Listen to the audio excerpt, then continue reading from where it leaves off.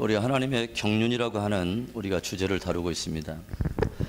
영원 전부터 만물을 창조하신 우리 하나님의 마음속에 결정하신 역사를 운영해 가시는 하나님의 경영의 신비를 우리는 하나님의 경륜이라고 우리 말할 수 있다고 말했습니다.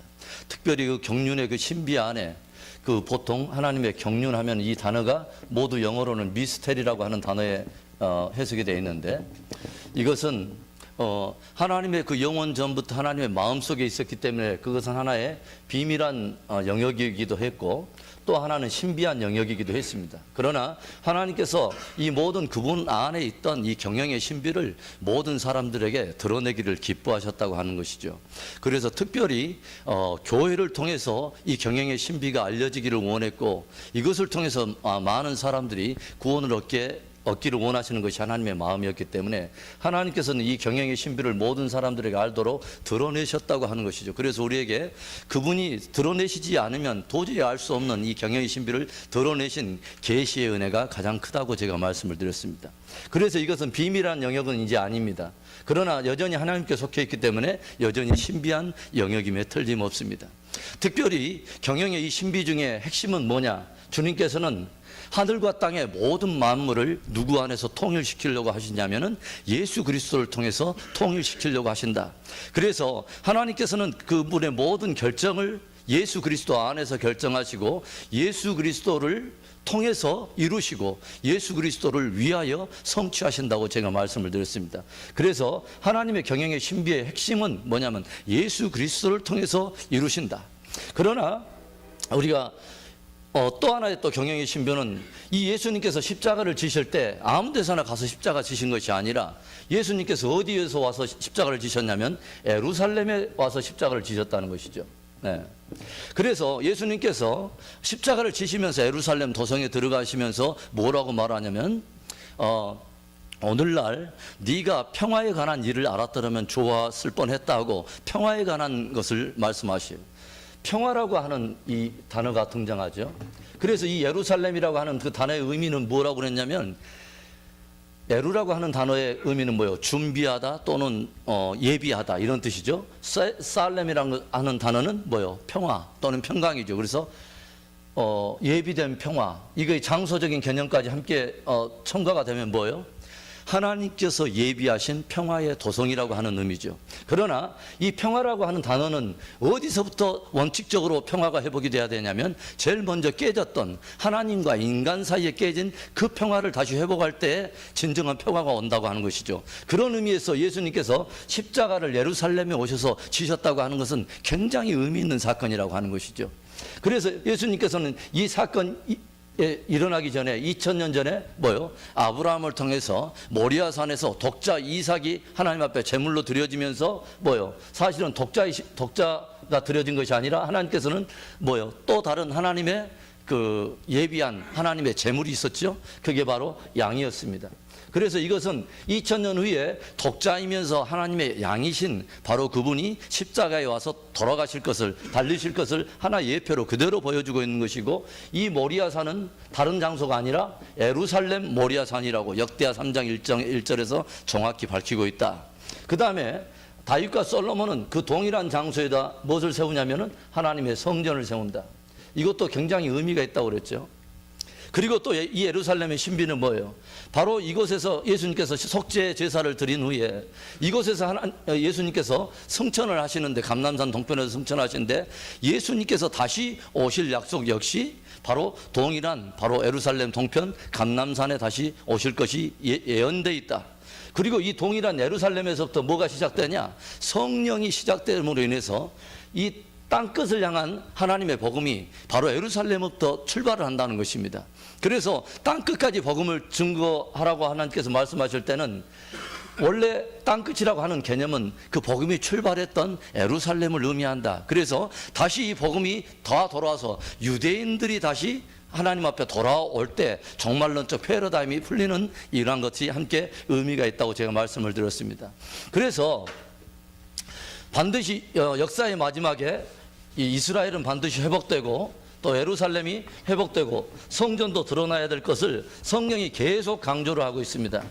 왜 우리가 이런 것들을 패러다임을 알 필요가 있냐면은, 유대인들은 하나님의 경륜의 신비 속에 초림의 주님께서 고난의 주님으로 오실 것을 읽지 못함으로 인해서, 그것을 읽지 못함으로 인해서 그들은 환란의 역사에 들어가게 됩니다. 그 성경에 그런 말이 있죠. 내 백성이 지식이 없어 망하는도다라는 말이 있어요.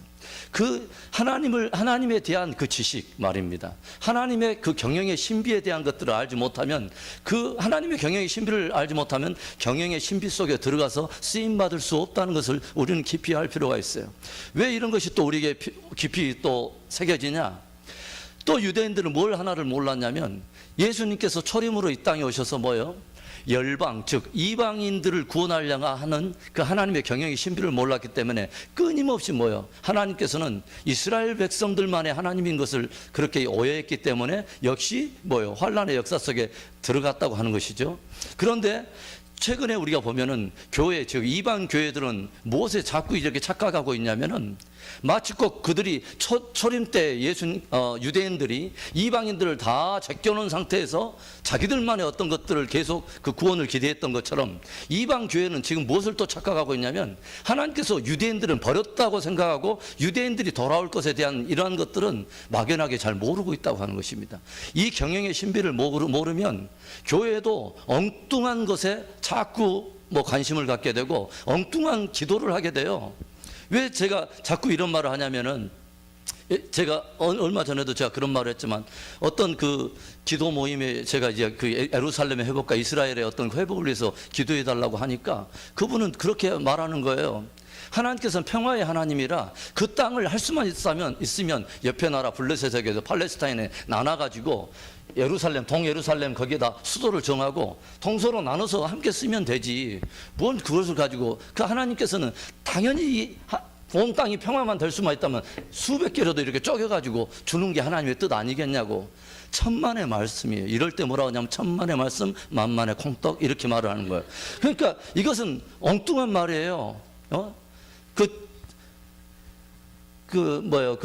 자꾸 미국이 자꾸 뭐냐면 이스라엘의 그 영토에 대한 부분을 막 개입해가지고 이것을 나눠서 주자, 막 이런 말을 하는데 그건 말이 안 되는 것입니다. 왜 그러냐면은 이 동예루살렘, 예전 그 예루살렘 수도인 이 동예루살렘을 팔레스타인에 넘겨주면은 뭐냐면 성전 건축이 안 돼요.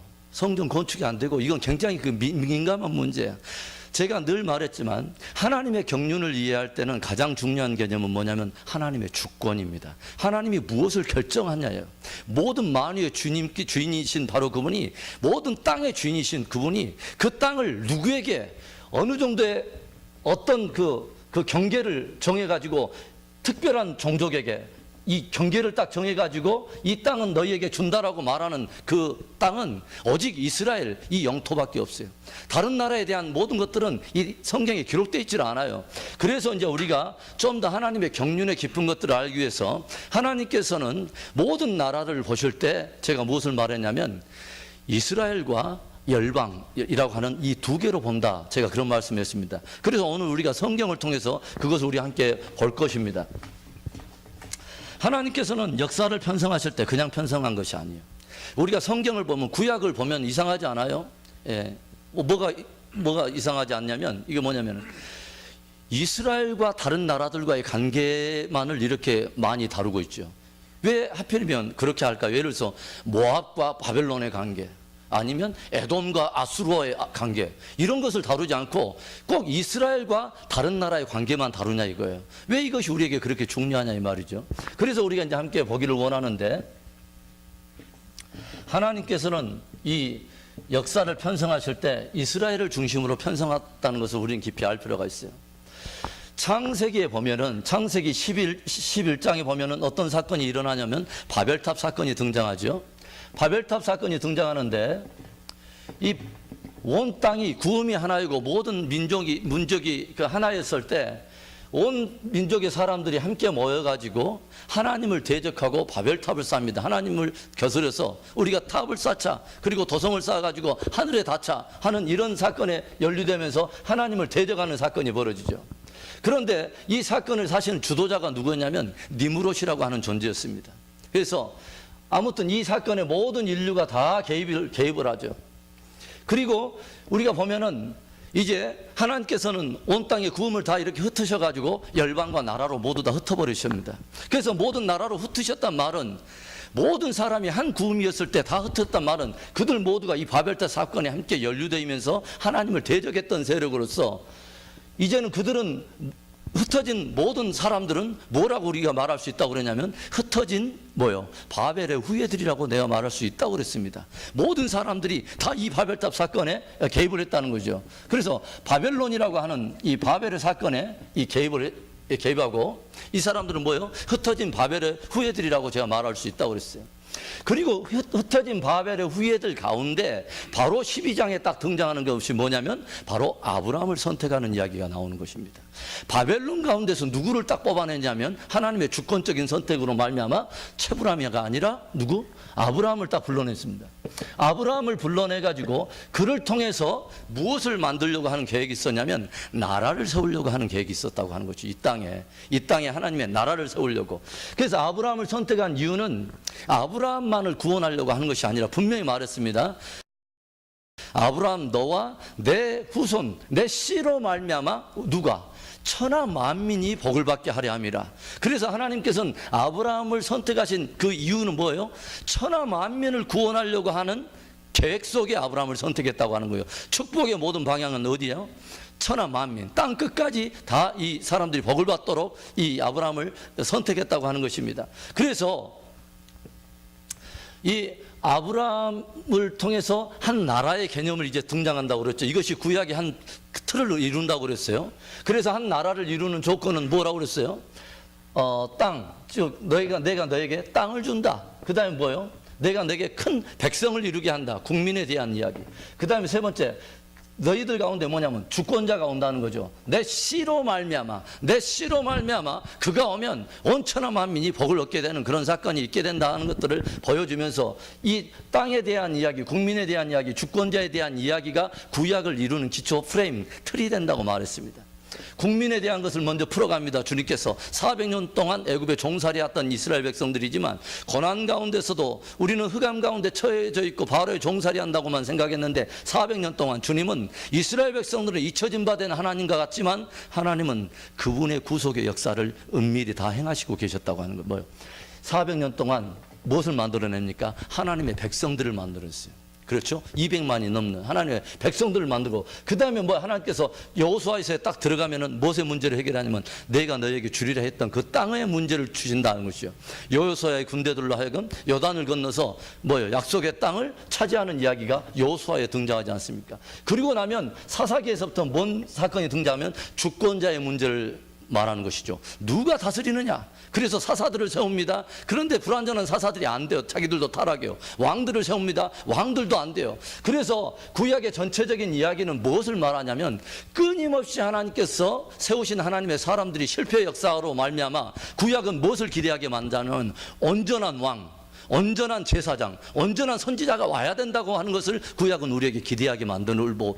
그것이 충만할 때 바로 누가 오시냐면 예수 그리스도가 이 땅에 오셔서 그분의 기름 부음 받은 자, 즉 뭐예요? 기름 부음 받은 자는 누구에게 기름 부음 받은 자? 구약에서 왕, 선지자, 제사장에게. 그러니까 구약은 끊임없이 어떤 사람들의 이야기인가 조용히 보세요. 다 선지자들의 이야기예요. 왕들의 이야기예요. 제사장들의 이야기예요. 그런데 그것은 뭐냐면 마지막 온전한 왕이 오지 않으면 안 된다는 거예요. 그것을 구약이 끊임없이 기대하게 만드는 것이죠. 자, 그래서 아브라함을 통해서 나라의 개념을 가지고 이렇게 하나님께서 구속의 역사를 쓰려고 아브라함과 이렇게 언약 위에서 지금 이 출발하는 것이 아브라함과 그 후예들의 역사인 것이죠. 그러니까 하나님께서는 보면은 처음부터 어떤 개념을 가지고 있었냐면 모든 열방이 바벨론이었습니다. 그 가운데서 하나님께서 특별하게 구속의 역사를 쓰기 위해서 한 인물을 선택한 게 아브라함이었고 아브라함을 통해서 또 한 나라를 만들어가는 것이죠. 이게 그러니까 하나님의 눈에서는 결국 뭐예요? 두 나라의 개념인 것입니다. 두 나라. 그게 뭐냐면 아브라함과 그 후손들을 통해서 열방을 구원시키려고 하는 것이 하나님의 뜻이었기 때문에 결국 뭐냐면 두 나라로 편성이 되어 있는 것입니다. 그런데 이 바벨론의 이 개념 안에서는 우리가 보면은 뭐가 있냐면 흩어진 열방 가운데 조용히 보면은 이제 다니엘이 무엇을 봤냐면 큰 신상을 보는 게 다니엘서 2장에 등장하죠. 자, 우리 한번 찾아갑시다. 다니엘서 2장 찾아갑니다.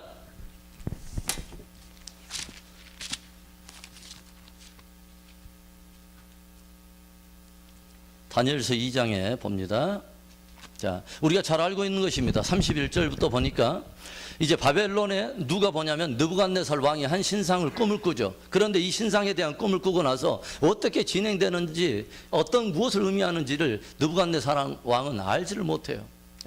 그래서 다니엘이 거기에서 꾼 꿈을 맞추기도 하고 그 뒤에 해석도 쭉 나오는 이야기가 나오는데, 거기에 보니까 뭐냐면 큰 신상에 우리가 잘 알고 있어요. 뭐냐면 머리는 뭐예요? 정금이고, 그 다음에 가슴과 팔은 은이고, 그 다음에 배와 넓적다리는 노수로 돼 있고 종아리는 철로 돼 있다. 그 다음에 발은 뭐냐면 어느 정도는 흙으로 돼 있고 어느 정도는 철로 돼 있는데, 이 신상을 딱 보고 있을 때 사람의 손으로 하지 않은 뜨인 돌 하나가 이 신상을 치매 뭐예요? 머리부터 발끝까지 다 삽시간에 이거 무너지고, 이 신상을 친 그 돌은 큰 태산을 이루어서 한 나라를 이루더니, 나라가 그 국권이 흔들리거나 쇠하지 않는 영원한 한 나라를 만들었다는 그런 그 환상을 보죠.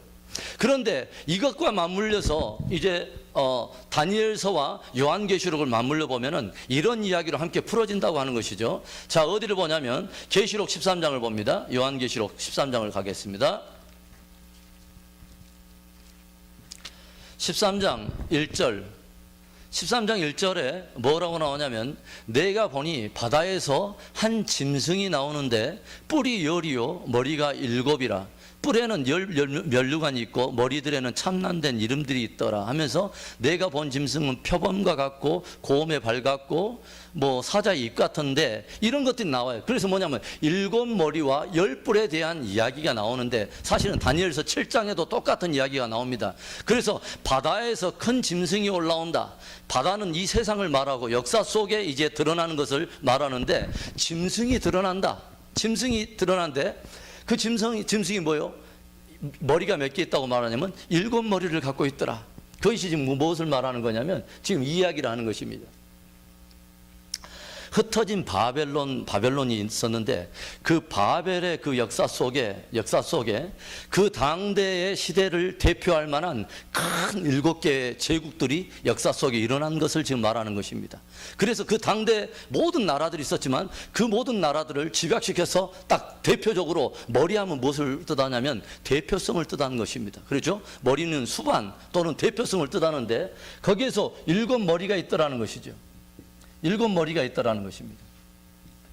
자, 그래서 거기서 보니까 이 7머리가 지금 무엇을 말하는가를 이렇게 이제 우리가 좀 살펴보기를 원하는데, 어떤 것을 보냐면 또 요한계시록 17장을 넘어가 봅니다. 17장에 보겠습니다.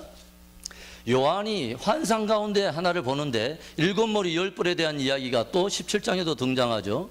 17장에 딱 등장하는데, 자, 다른 것은 제가 보지 않고 3절에도 나오죠. 성령으로 나를 데리고 광야로 가니라. 내가 보니 여자가 붉은빛 짐승을 탔는데 짐승의 몸에 참난된 이름들이 가득하고 7머리와 10뿔이 있더라. 똑같죠? 7머리 10뿔에 대한 이야기. 자, 그러면 그것을 지금 설명하려고 하는 것이 아니에요. 자, 어디를 보냐면 10절을 봅니다. 10절. 또 7왕이라. 7왕이 있었는데 5은 망하였고, 지금 시대가 어떤 시대냐면 사도 요한이 지금 계시록을 쓰던 때인데, 사도 요한의 시대에서 입장에서 볼 때 5왕은 이미 망했다는 거예요. 그리고 6번째 왕은 시방이 있고, 지금 하나는 지금 있고, 다른 이는 아직 이르지 아니하였는데 반드시 때가 이르면 반드시 나타난다는 것이죠. 그런데 전에 있었다가 시방 없어진 짐승은 8번째 왕이니 7 중에 속한 자라. 저가 멸망으로 들어가리라. 그래서 이 이야기를 제가 지금 깊게 설명할 시간은 없고, 다만 오늘은 제가 뭘 말하려고 하냐면, 인류의 역사 편상이 이스라엘을 중심으로 편성되어 있다는 걸 제가 오늘 여러분과 함께 나누려고 지금 이 말을 하는 것이죠. 그러니까 사도 요한의 입장에서는 무엇을 말하냐면, 5은 이미 망해있고 6, 지금 시방 하나는 나와 함께 있고, 지금 이것을 말하는 거죠. 나와 함께 있고 지금 있고. 그러면 우리가 이것을 보자 이것입니다. 보면은 다니엘이 느부갓네살 왕 때 이렇게 봤던 신상을 통해서 순서를 정해가지고 당대 한 세대를 대표할 만한 그 제국들이 어떤 제국이 있었는가를 우리가 본다 이것입니다. 그것을 보면은 뭐냐면은 다니엘이 봤을 때 머리는 정금이요. 그러면서 다니엘이 나중에 풀었습니다. 왕이요. 모든 열국 가운데 왕은 바로 모든 그 머리가 되십니다 하면서 바로 그 바벨론의 느부갓네살 왕을 정금이라고 말했습니다. 그건 뭐냐면 바벨론을 말하는 것이죠. 바벨론. 그 다음에 그 뒤에 나와요. 뭐라고 하냐면 왕 이후에 왕보다 못한 나라가 일어나리니. 그러니까 뭐냐면 이게 신상이 금, 은, 동 이것이 그냥 보석 이야기가 아니라 한 제국이 또 그 다음에 일어날 것을 지금 이야기한다는 것이죠. 그러니까 왕보다 못한 나라가 일어나리니 그게 뭐냐면 그 다음 일어날 시대 말입니다. 어떤 나라? 메대와 바사 제국 말합니다. 메대와 바사 제국. 그 다음에는 또 어떤 나라가 나오는데 녹과 같은 나라가 나오는데 그것을 바로 뭐냐면 헬라 제국을 말하는 것이죠. 그리고 사도 요한 때 있었던 바로 그 나라 뭐예요? 바로 로마를 말하는 것입니다. 이 네 번째 짐승은 무섭기가 너무 무서워서 그 철의 일을 가지고 모든 열국을 막 부서뜨리는 그런 나라입니다. 막 그렇게 말을 하죠. 그런데 이런 순서대로 본다면 이 앞에 두 개도 분명히 있다는 것이죠. 무엇인가? 왜 그러냐면 5개는 망했고 하나는 있다고 하는 것은 이 앞에도 두 개가 있었다는 건데 이 앞에 두 개는 무엇으로 풀어지냐면 이 모든 게 바로 이스라엘과 관계 다 하고 있다는 것이죠. 제가 이제 그 이야기를 할 거예요. 그러면 이 앞전에 성경을 보면은 이스라엘과 대적 관계에 있었던 그러니까 열방을 대표할 만한 두 개의 큰 대제국이 있었다는 것을 우리가 또 알 수 있죠. 그게 뭐냐면 성경에 보면은 아브라함 때부터 계속 있었던 한 나라가 이스라엘 백성들 400년 동안 억압했던 한 나라가 있었는데 바로 애굽이라고 하는 나라죠. 그 다음에 북왕국 이스라엘이 멸망한 바로 그 나라가 있습니다. 애굽 이후에 중동의 그 패권을 장악했던 11세기부터 계속 북에서부터 내려왔던 그 나라가 있는데 바로 아수르라고 하는 나라가 있습니다. 그래서 이 나라들이 이렇게 있었던 것은 이 나라들은 뭐예요? 흩어진 바벨 가운데 흩어진 세상 가운데 그 당대 시대에 그 시대를 대표한 큰 제국들이었다고 하는 것을 우리가 알 수 있는 것이죠. 순서대로 그러니까 신상을 봤던 것은 그 다음 순서대로 계속 흘러나올 인류의 역사의 그 대제국들이 나오는 순서들을 지금 말하고 있다고 하는 것이죠.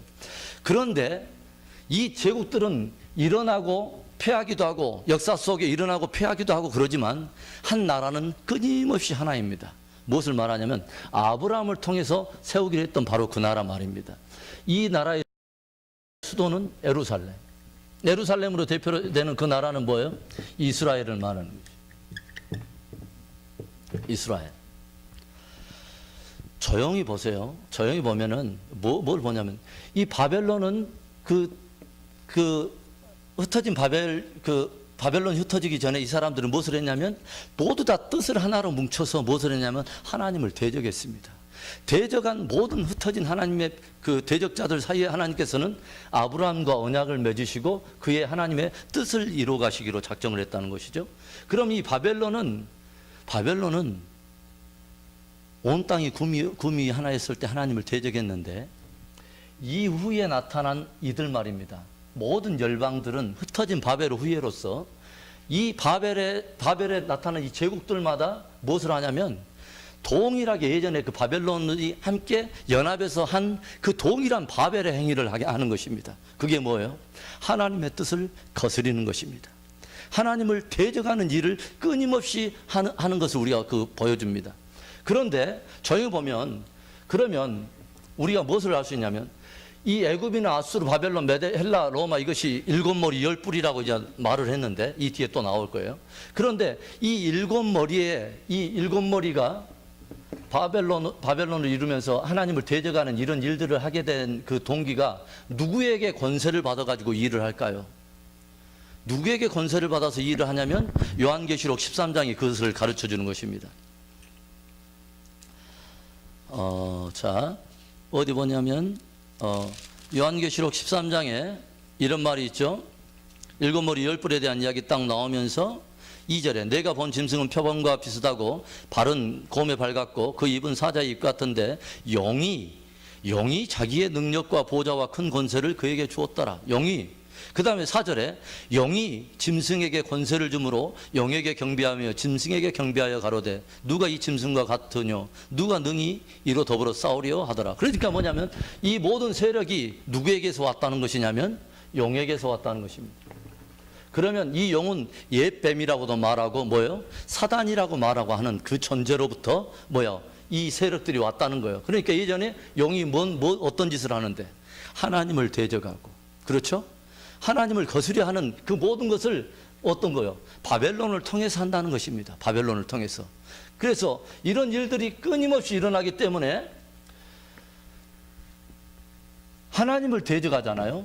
하나님을 대적하는 것은 어떤 형태로 나타나냐면 이런 형태로 나타납니다. 하나님을 대적하는 것은 이런 형태로 나타나요. 제일 먼저는 하나님을 대적하는 것이 뭐냐면 하나님의 기름 부음 받은 자를 대적합니다. 기름 부음 받은 자, 즉 그리스도를 대적합니다. 그 다음에 어떤 것을 대적하느냐? 하나님을 섬기는 사람들을 대적합니다.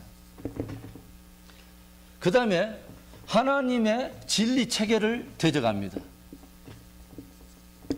그 다음에 하나님의 나라와 보좌와 권세를 대적합니다.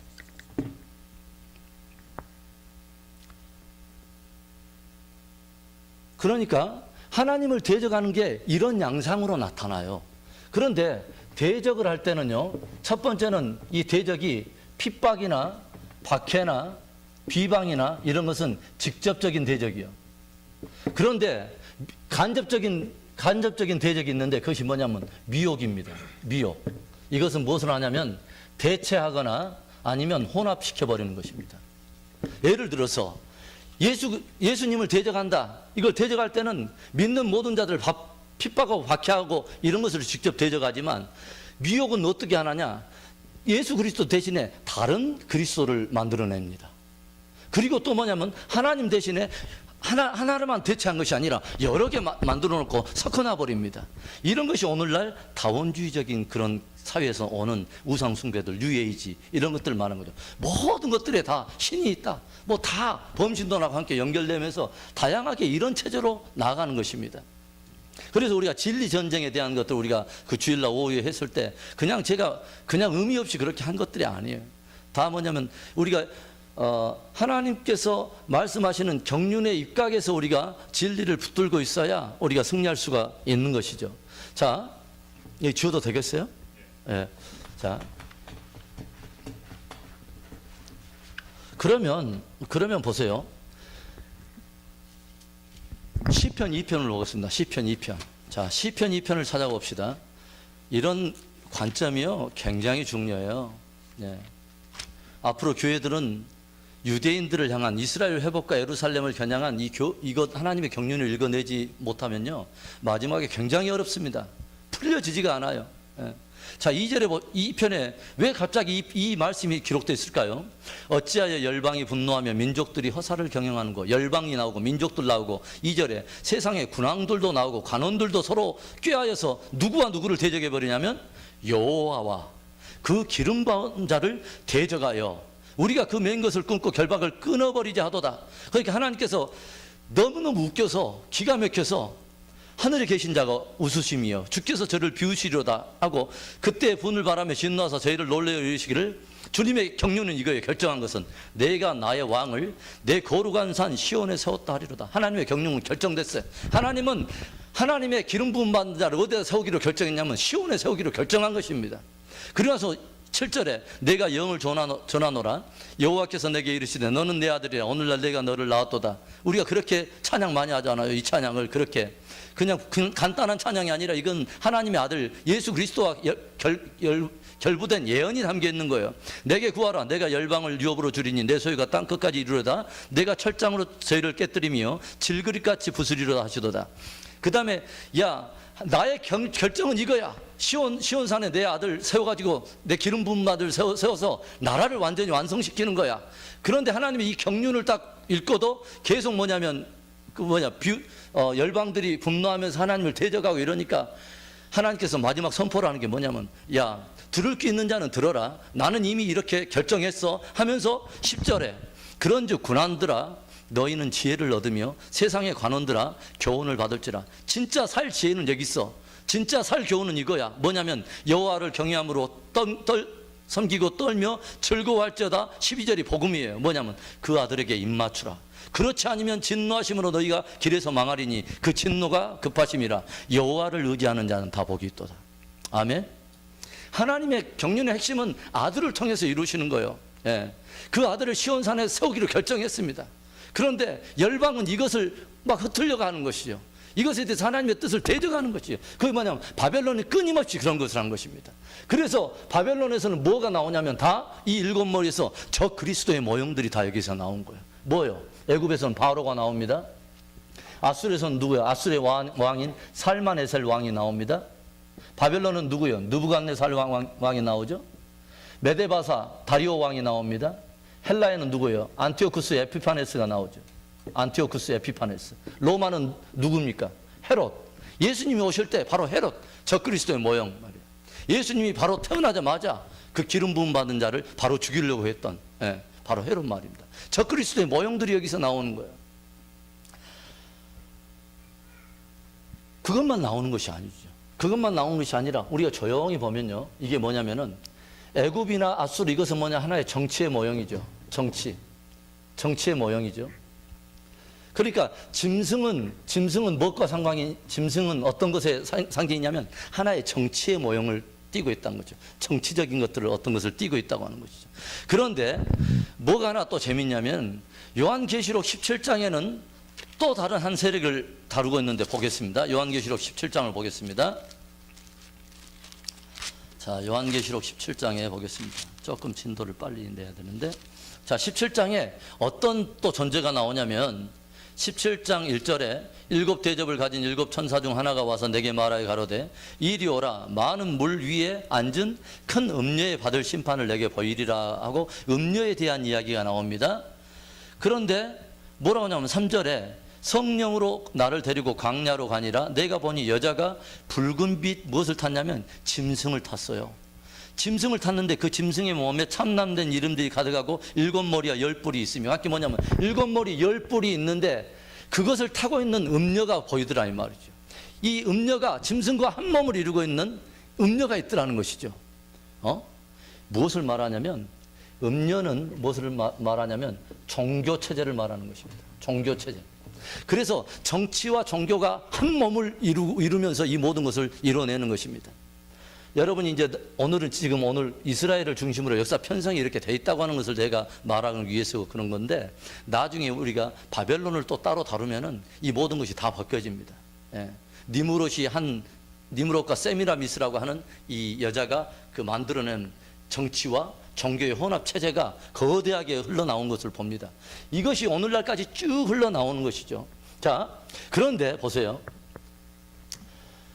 이스라엘을 중심으로 이런 역사들이 쭉 같이 흘러왔습니다. 그래서 이 적그리스도 내지는 바벨의 어떤 그 세력은 무엇과의 관계 속에서 주님께서 적그리스도라고 말하냐면 이스라엘과의 관계 속에서 적그리스도라고 말하는 것입니다. 그렇죠?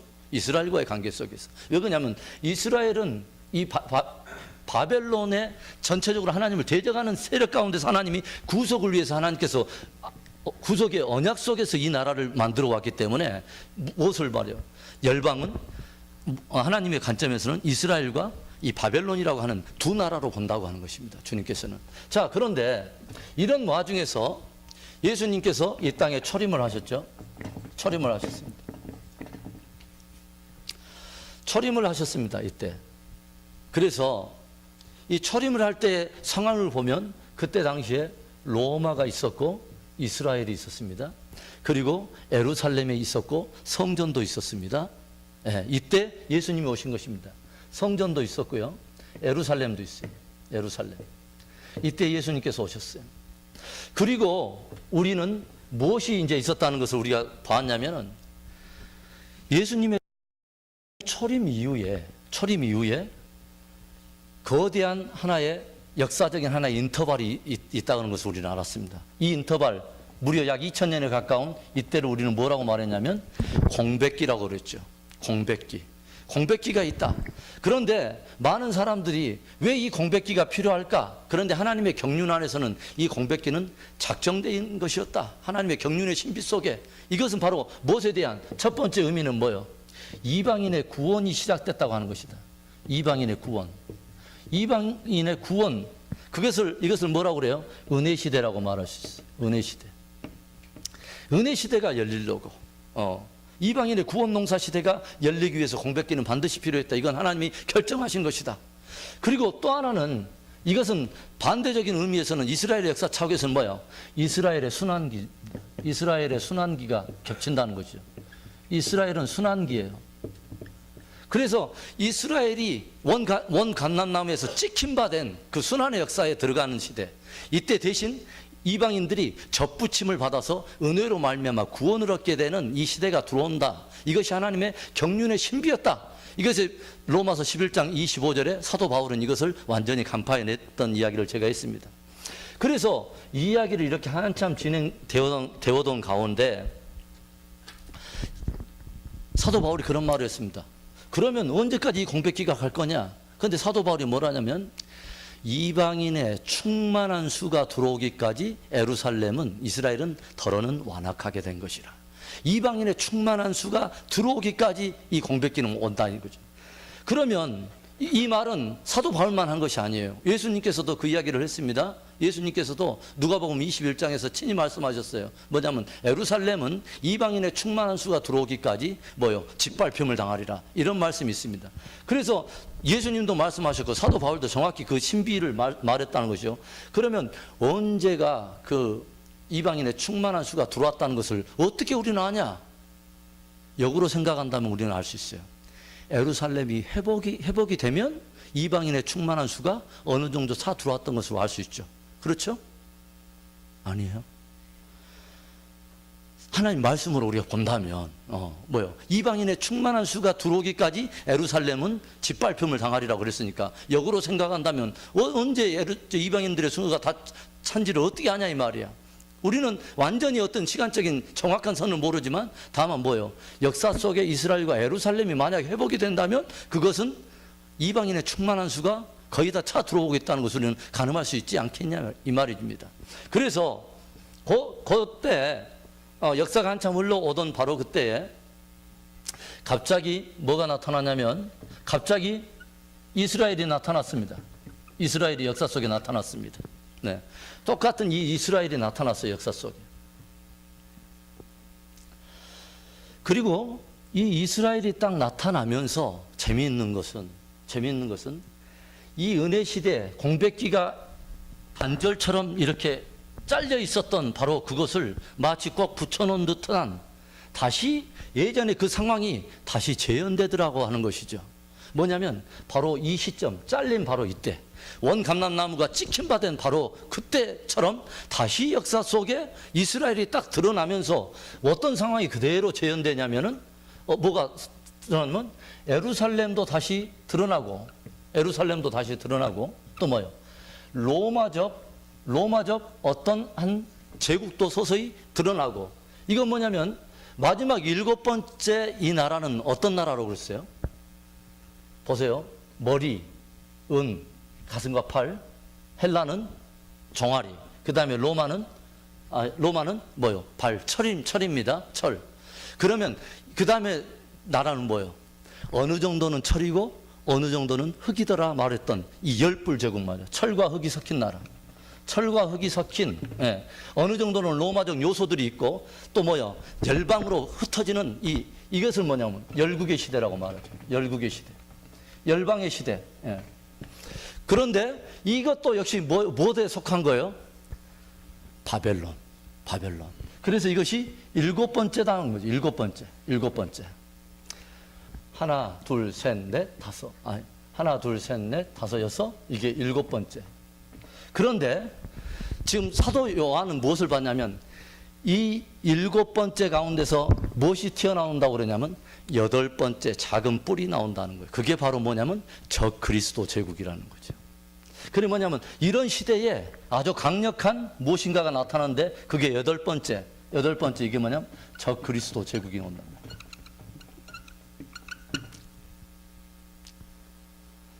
적 그리스도 제국이요. 자, 그런데 여기 보면은 이 이스라엘이 이제 서서히 역사 속에 드러나오면서 이 공백기에 구원을 받았던 교회들이 뭐냐면 이 교회 시대들이 함께 맞물리면서 이스라엘도 같이 이렇게 회복되어 있는 것이죠. 그렇죠? 교회가 함께 있는 가운데서도 이스라엘이 서서히 이제 회복되기 시작하는 것이죠. 그리고 나서는 마지막에 보면은 적 그리스도 제국에 한해서는 어떤 것들을 우리가 볼 수 있냐면 이때의 이 이스라엘의 모습은 말 그대로 어떤 이스라엘이냐면 교회와 이방인들과 유대인들이 한 몸을 이루고 회복되는 한 몸의 회복을 이때 보여줘 우리한테. 예, 이것을 우리가 이해를 해야 돼요. 교회 이방인들과 유대인들이 한 몸을 이루고 그리스도 안에서 완전히 회복되는 이때의 모습을 우리에게 보여주는 것입니다. 자, 그래서 역사는 무엇을 중심으로 편성이 되어 있냐면 이스라엘을 중심으로 우리가 편성이 되어 있다는 것을 우리는 이해를 해야 된다는 것이죠. 자, 보세요. 이 바벨론에 소속되어 있는 이 제국들이 끊임없이 한 것이 뭐였냐면 이스라엘을 공격한 것입니다. 그리고 또 무엇을 하냐면 이스라엘만 공격한 것이 아니라 예루살렘을 끊임없이 공격하는 것입니다. 우리가 그냥 볼 때는 이런 것이 단순한 문제가 아니에요. 단순한 문제로 보면 절대로 안 돼요. 왜냐하면 이스라엘과 예루살렘을 향한 하나님의 경륜을 대적한 것입니다. 무엇을 말했어요? 신명기에 보니까 하나님께서 온 열방 가운데 나의 눈이 새초부터 새말까지 권고하는 땅이 있다고 그랬어요. 그리고 뭐라고 그러냐면 그 가운데 내가 내 이름을 두려고 구별한 지파와 성이 있다고 그랬습니다. 바로 거기가 예루살렘 성이라고 그랬어요. 그러니까 예루살렘은 뭐가 있냐면 하나님의 보호자와 그분의 이름이 있는 곳이에요. 언약되어 있는 곳이에요. 그분의 보호자와 그분의 이름이 언약되어 있는 곳이에요. 그래서 끊임없이 열국들이 여기를 치려고 하는 이유는 뭐냐면 거기에 들어가지고 그 보좌에 딱 앉는 자가 누구냐면은 그가 하나님인 거예요. 그가 하나님인 거예요. 그 보좌에 딱 들어가서 그 나라를 지배하고 그 보좌에 딱 들어가면 그가 하나님이에요. 그렇게 사단이 이루려고 하는 것은 뭐냐면 적 그리스도, 투영된 그 적 그리스도라고 하는 한 존재를 통해서 무엇을 하려고 하냐면 하나님의 그 보좌를 노리는 것입니다. 그러니까 우리는 무엇을 알아야 되냐면요. 영적 전쟁의 가장 핵심에 뭐가 있다고 하는 것을 알아야 되냐면 예루살렘이 있다는 것을 알아야 됩니다. 할렐루야. 이것을 알아야 돼요. 그러니까 끊임없이 이 대제국들은 무엇을 했냐면 예루살렘을 계속 공격했습니다. 이 작은 나라 못 먹어가지고. 여러분 지금도 조용히 보세요. 이스라엘이 얼마나 작은 나라인지 아세요? 이스라엘이 조그만 그 나라를 지금 중동의 이 모든 주변에 있는 그 아랍 국가들은 지금 이스라엘의 영토의 650배에 해당하는 방대한 땅으로 이 이스라엘을 이렇게 우겨 싸고 있어요. 이 작은 나라 하나 못 먹어가지고 이게 그냥 다른 좋은 나라도 얼마든지 많잖아요. 이 캐나다, 이 밴쿠버 저쪽 위에 로키 산맥이랑 그 전라도 말로 죽여줍니다. 그런데 그런 데를 차지할 생각 안 하고 그거 하나 못 먹어가지고 안달이에요. 그리고 나중에 이 적그리스도적인 제국이 물밀듯이 구름대처럼 그 나라를 들어간다고 말하잖아요. 주변에 그 아랍 국가랑 통해서 왜 그 나라 하나로 못 잡아서 그 환장해요. 그래. 영적인 싸움인 것입니다. 영적인 싸움인 것입니다. 이것이.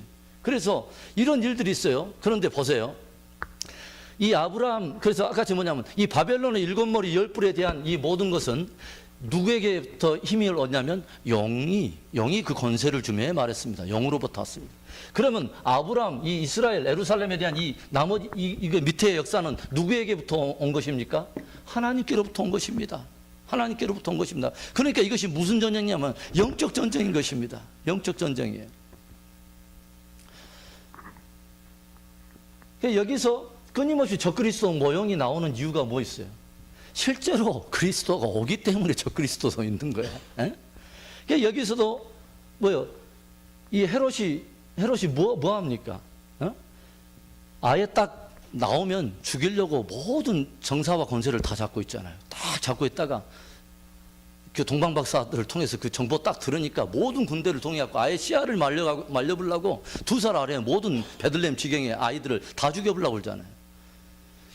그러니까 또 시편 83편의 이합전에 어떤 거 있었죠? 영적 전쟁의 한 모형으로 또 찾아가 봅니다. 자꾸 또 찾아가 봐요. 자, 시편 83편에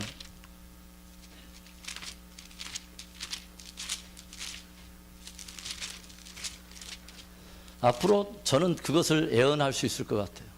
앞으로 이방 교회들은요, 유대인들의 회복과 예루살렘의 회복을 위해서 눈물 뿌려서 기도할 날이 옵니다. 그렇게 해야 그 이스라엘의 예루살렘의 회복과 나의 회복이, 우리 교회의 회복이 함께 맞물려 있다는 것을 알 때가 와요. 그래서 이방 교회가 뜨겁게 유대인들을 품기 시작하고요. 그러면서 유대인들 안에 뜨거운 이방인들을 향한 또 그 사랑이 함께 회복되면서 한 몸으로 완전히 회복될 때가 와요. 예.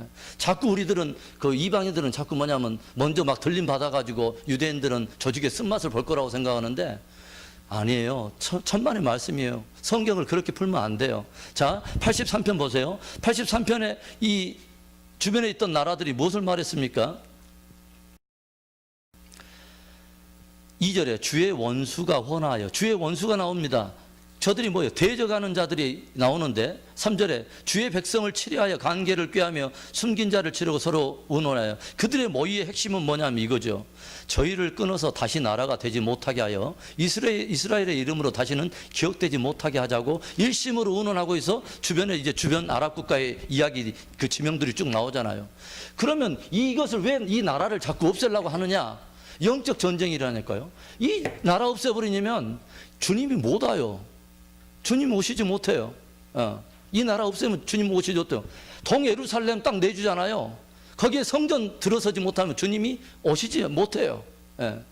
이것이 하나님의 경륜하고 다 맞물려 있는 이야기들이에요. 그러나 하나님은 절대로 그렇게 하지 않아요. 주님은 이 작은 나라가 만약에 이스라엘이 뽑혀버리고 예루살렘은 다시 막 뽑히고 이런 일이 벌어져 버린다. 그것은 제가 말했죠. 예루살렘이 뽑혀버릴 수 있다. 그것은 저와 여러분이 뽑혀버릴 수 있다는 말입니다. 예루살렘과 우리와는 함께 아주 친밀하게 밀접하게 우리가 함께 연루되어 있다는 것을 우리는 깊이 알아야 돼요. 보세요. 여기서 400년 만에 하나님께서 애굽에서 예루살렘으로 불러드립니다. 70년 만에 또 다시 바벨론에서 끌어들입니다. 1900년 만에 다시 고토로 끌어들입니다. 이런 이야기들은 무엇을 말하는 거예요? 그렇게 400년 동안 또 70년 동안 1900년 동안 이런 곳에서부터 다시 하나님께서 그 백성들을 예루살렘으로 끌어낼 수 있는 그 하나님이라면 창세로부터 그리스도 안에 있는 모든 사람도 다 사망 가운데서 끌어올려서 예루살렘, 새 예루살렘에 다 불어들일 수 있는 그 생명의 능력이 하나님이란 거예요. 할렐루야. 그것을 깊이 알아는 거죠. 자, 이제 하나만 더 하고 이제 마칩니다. 신비한 겁니다. 신비한 겁니다. 여기에 보면 짐승과 음녀가 한 몸을 이루고 있습니다. 짐승을 탄 여자. 그런데 하나님의 이 구속사의 책에서도 똑같습니다. 뭐예요? 짐승과 음녀가 한 몸을 이루고 있다면 여기도 뭐냐면 그리스도와 그의 신부가 한 몸을 이루는 것입니다. 한 몸의 신비가 아주 큰 것입니다. 한 몸의 신비가 아주 큰 것입니다. 그래서 우리가 성경 전체를 보면 성경은 하나님은 우리에게 두 개의 몸을 보여주는 것입니다. 큰 두 개의 몸을 보여주는 것입니다. 뭘 보여주느냐? 이게 보니까 애굽, 아수르, 바벨론 이거 7머리가 쭉 있고 다 있지만 이 7머리가 있지만 다 비밀은 이거예요. 다 한 몸에 속해 있다고 하는 것입니다. 한 몸에 속해 있다고 하는 것입니다. 이게 다 한 몸이라고 하는 것입니다. 그러니까 이렇게 볼 수 있는 것입니다. 애굽도 바벨론이고 아수르도 바벨론이고 바벨론도 바벨론이고 메데, 바사, 헬라, 로마 여기 다 뭐예요? 바벨론이라고 보는 것입니다. 그러니까 결국은 성경은 딱 두 도성의 이야기였던 것입니다. 뭐예요? 바벨론과 예루살렘의 이야기였던 것입니다. 바벨론과 예루살렘의 이야기. 창세기 21장의 바벨의 사건 바로 이때부터 여기서 또 뭐예요? 아브라함의 이야기부터 다 바벨론의 이야기, 여기 바벨론과 예루살렘의 이야기였기 때문에 왜 그것을 내가 알 수 있느냐? 성경의 맨 마지막에는 두 도성의 이야기로 끝을 내기 때문에 그렇습니다. 성경의 마지막 이야기는 뭐예요? 큰 바벨론에 대한 이야기가 나옵니다. 무너졌도다 무너졌도다. 큰 성 바벨론이하고 큰 성 바벨론에 대한 이야기가 나오고, 마지막 21장 22장에는 새 예루살렘에 대한 이야기를 딱 끝내버리기 때문입니다. 결국 이 두 도성을 향해서 나왔다는 거죠. 그리고 놀랍게도 구약의 마지막도 딱 잘라보면 결국은 그 이야기 하는 것입니다. 구약에 보면은 선지서들이 뒷부분에 나옵니다. 선지서들의 이야기는 무엇을 말하냐면 결국은 그게 뭐냐면 바벨론과 예루살렘 이야기입니다. 야, 그렇게 하면 너희들 바벨론 끌려간다. 그러나 하나님은 거기서 다시 고토로 불러들인다.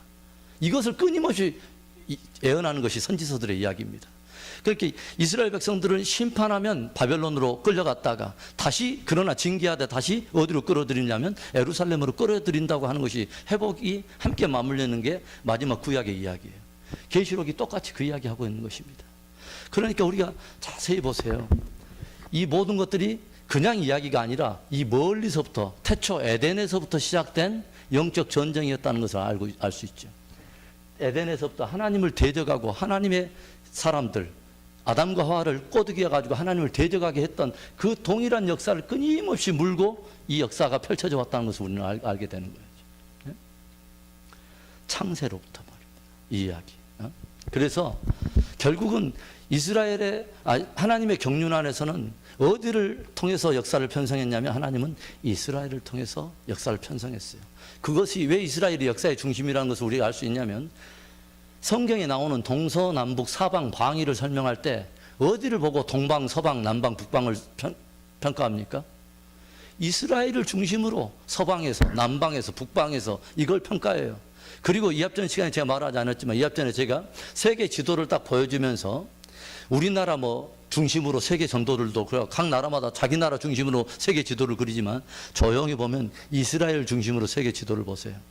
조용히 보면 이스라엘 중심으로 세계 지도를 보면 이스라엘 히브리인들은요, 그 역사관이 정확합니다.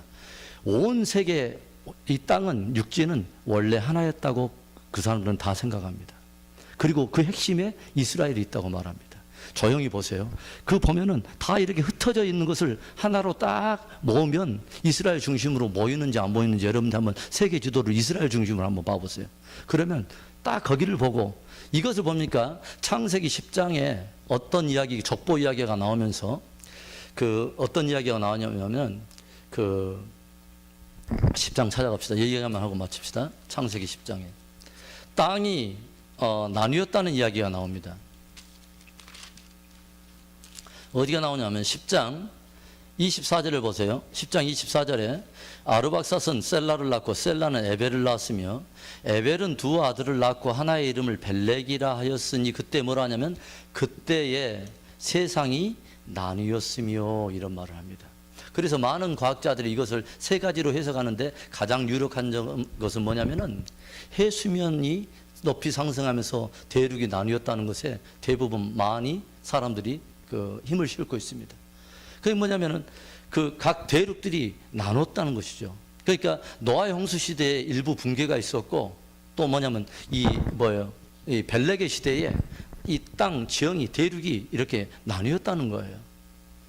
그래서 그런 것을 통해서도 이렇게 뭐냐면 그 세계 어떤 지형들이 그렇게 나누었는데, 원래는 어디가 중심이었냐면 이스라엘이 중심이었다는 것이죠.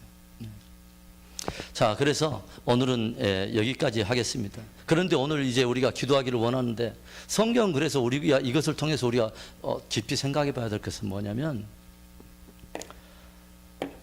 누가 머리냐 이거죠.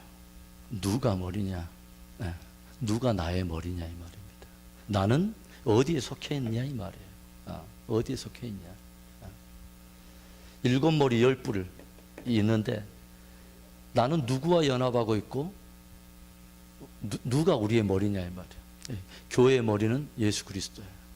그래서 우리 성도들의 삶 속에서 진실로 뭐냐면, 내가 오늘 예수 그리스도와 연합하고 있고 그분의 통치를 받고, 그분이 머리이시기 때문에 그분의 통치를 받고 있는 그 사람이 뭐냐면 바로 이 예루살렘, 신령한 이스라엘이라고 말하는 것입니다.